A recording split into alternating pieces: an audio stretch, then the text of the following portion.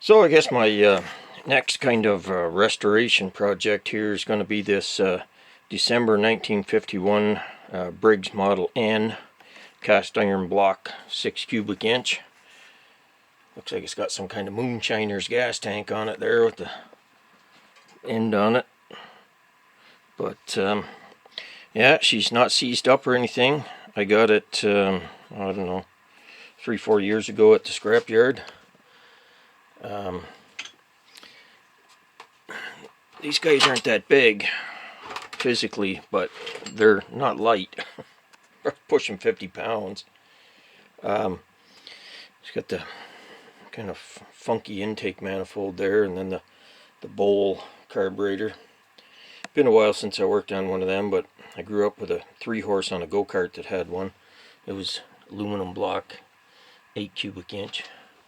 May still have it kicking around, who knows. See, something's going on here. This fuel tank, they tapped into the bottom there and then took it in. I don't know if this is supposed to be a shut-off valve, probably.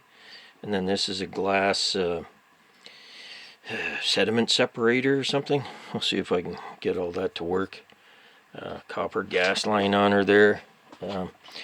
Pretty well complete engine, I guess, except for the muffler. But, you know, I've got those kicking around.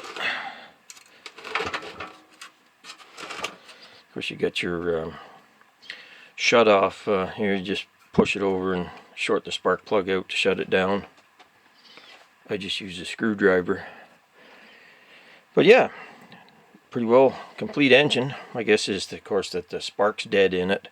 So I'll just reuse that coil that I made for the Model 6 there a week or two ago. That, or I'll take this one and rebuild it. I've got a few of the Tecumseh new coils there, but I'm not going to go to the extent of sandblasting the block or anything like that. I'm just going to wire brush it, clean it up, and get her going for a little run.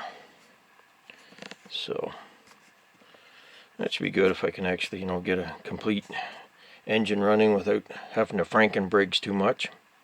So anyway, everybody have a good one.